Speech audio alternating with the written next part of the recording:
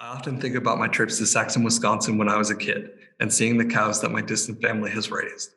These magical beasts, unlike any that I had seen as a child back home, all grazing in the county barn, waiting to be sold at auction so that it may graze in a field of plastic, underneath sterilizing LED lights wrapped in cellophane and sitting on top of a foam platter. Where did the cows go? A question that has been forever immortalized by Rem Koolhaas in his book Countryside, a Report, is one that continues to baffle me. At first, I had passed this question off as the muddling of an urbanist so far gone from rural life that he couldn't just look for cows. But as I have tried to find my own cows, I realize that question may not be as far off as it initially seemed. If you take a drive on I-35 and look through the edges of the Minnesotan countryside, you can find some cows, albeit few and far between. Even driving through Wisconsin, it's not like a cow is a common occurrence. You would think in at least dairyland, one could find fields and vast ranges of cows rather than the small clusters of heifers that dot the mostly barren landscape. There are almost 100 million cows living in the United States, and yet I can count all the cows I've seen driving through the Midwest on my fingers. It becomes readily apparent that these cows that you find driving at 70 miles per hour aren't the ones that will find themselves in the cooler aisle of the supermarket later on. For all intents and purposes, these cows can be conceived as tourists, merely exploring the edges of the countryside rather than residing within them. At this point, we can't be limited to just what we can observe from the highway, as the real cows are just beyond these hard edges, tucked away within what has been the infrastructural soup that has categorized much of what rural America has been.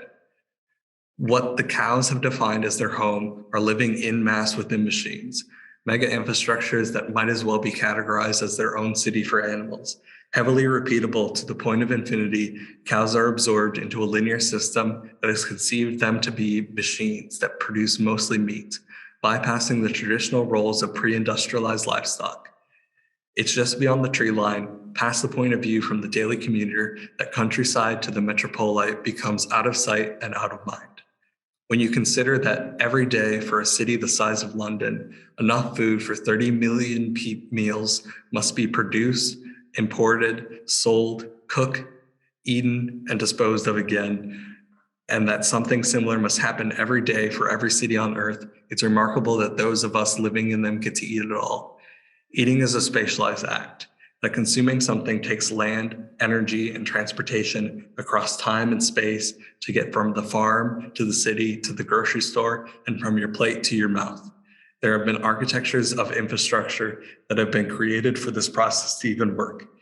It's a process that we are disconnected from, spatially, and as Aldo Leopold argues, spiritually. We know that our food doesn't come from the grocery store. As eaters, we must understand that eating takes place inescapably in the world.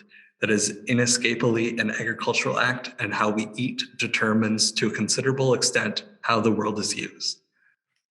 Architecture, however, doesn't consider this urban-rural connection between us and where food comes from.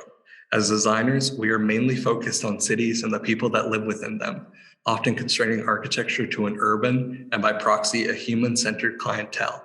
Although cities seem like something distinct from rural areas, they often rely on each other for their own coexistence. Without the rural, there would be no urban and vice versa. With rural areas serving as the engine and the site of extractive industries from industrial agriculture to rare earth mining. Cities rely on the natural world to feed them. Feeding cities is a greater social and physical impact on our lives and planet than anything else we do. So why, as architects and designers, do we not engage with how our cities eat? What if, as architects, we considered the following?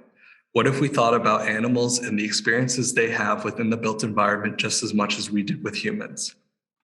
What would it take for architecture and urbanism to engage with the processes that are involved within our food system? What would a city designed around food be like?